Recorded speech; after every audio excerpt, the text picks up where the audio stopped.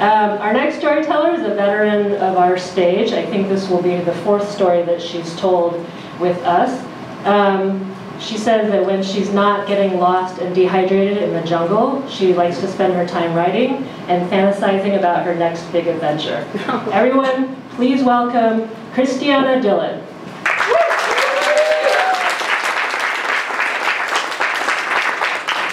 Hey everybody.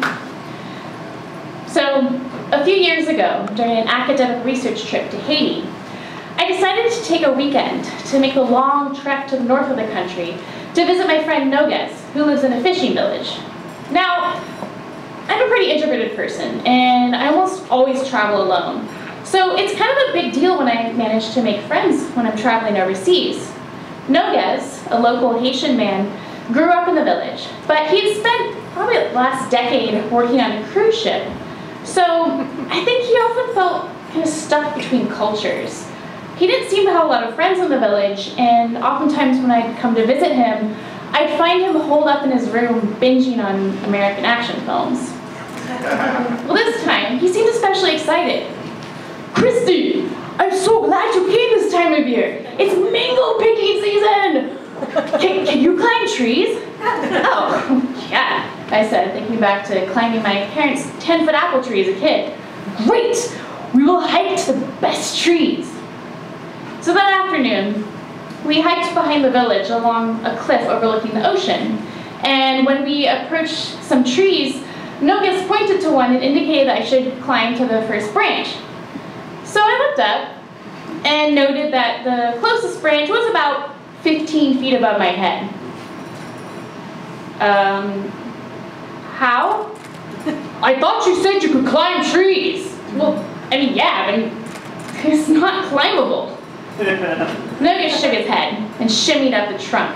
When he got to the branch, he started picking mangoes and just throwing them down at me. I caught maybe half of them, and the rest rolled off the cliff into the ocean.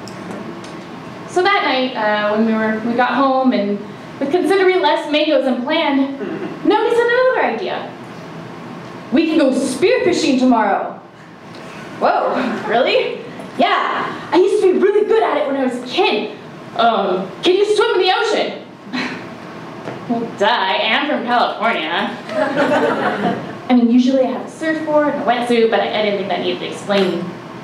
So, the next morning, I started gathering provisions while Nogues went to get his cousin's boat. And I was really excited because I wanted to redeem myself from that shameful performance the day before. And I also figured that I should be well hydrated. So I ate a bag of M&M trail mix and washed it down with a bottle of water. And then another bottle. And then a few more, just to be safe.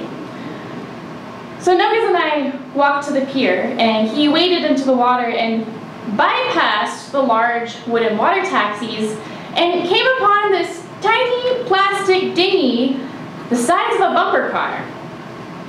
The whole thing weighted to one side of this massive speedboat motor. "We're here!"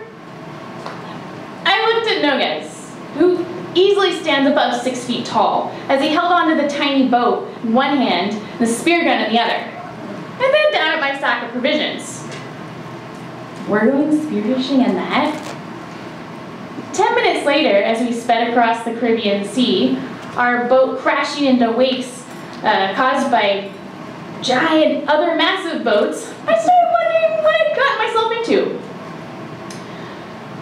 A little bit later, as we came upon a shallow reef about a mile from shore, Nogues threw the anchor overboard and jumped off, the whole boat just sloshing back and forth. "We're here!" I realized then that the gallon of water in my stomach was also sloshing back and forth. Oh, God, trying not to puke. I put one foot into the water and, "No, wait!" Nogues shoved flippers, snorkel, and a mask in my hand. "You must wear these." Okay. So, after I put them on, I jumped in the water and I started paddling. The flippers felt weird on my feet, like I had heavy weights strapped on it, and I struggled to keep pace behind Nogues. A minute or two later, Nogues disappeared. I looked around and, startled by his sudden departure, I realized okay, so I stopped and I tried paddling or tried to tread water and I started slowly sinking and finally my head was underwater and boom, the snorkel was completely filled with water. So I started writhing around, I was choking, I tore it off and I was still underwater, so I took off my flippers and I resurfaced. God, Nogus, he was still gone. So I looked underwater and he wasn't there, and oh my God, he died, and how would I find his body? And Christy, where were you? He had resurfaced behind me. No, guess. These flippers don't work. I thought you said you could swim. Well, yeah. No, well, you obviously can't. No, I can. We just don't use flippers where I'm from. Well, how do you spearfish in California? So I realized then that I was quickly losing any credibility I still had left from the day before. So we put the flippers in the boat and we went to a shallower area where Nuggets finally put the spear gun in my hands. Okay, he said, just aim, pull the trigger, and the rubber band will shoot the spear at the fish. Oh, okay, that sounds not too hard. So we went under, and he pointed to a fish that was flitting around the coral, and it was the size of a drink coaster. I'm like, I'm never gonna get this. So I tried anyways. I shot the thing, and it speared the coral. I looked over at Nogus, who was shaking in underwater laughter, and I'm like, totally over this. So I shoved the gun in his hands, and I went back up. Less than 30 seconds later, Nogus came back up. The tiny fish shish kebabbed onto the spear. He went on for about 20 minutes, and every time he'd come up with this massive grin on his face, putting a fish into the little bag that I'd been relegated to hold. After a while, the sea started to darken and the waves started going back and forth, and I started getting really nauseous. Christy, are you tired? Yeah, a bit. Oh, okay, we'll stop. Just hold on. Wait, what?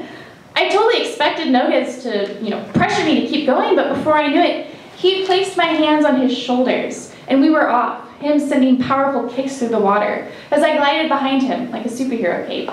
After a few minutes, I started getting really dizzy, so I said, no, Nogus, I need to stop. So he's like, okay, just, stay here, I'll go get the boat. So I crouched there in waist-high water, trying to stay stable by grabbing onto the coral with my toes, and God, I never felt so seasick in my life. And what kind of loser gets seasick while swimming? The once clear Caribbean water below me was suddenly clouded over with bits of undigested M&Ms bobbing up and down the surface. Oh my God, I was just still so sick and what a pathetic loser. Okay, I thought, Nuggets, you win. I went back to Haiti last year, and I visited Nuggets when I was there, and he seems, a lot has changed for him. He got married to one of his coworkers from the cruise ship, and they recently just had a baby. And he seems so much happier, and because of that, I didn't feel as much pressure to compete when I was around him. But, when I was putting the story together, I thought about it, and I finally realized there was never a competition in the first place. Just two people, one alone, the other lonely, fishing together for mangoes in a forest full of fish. Thank you.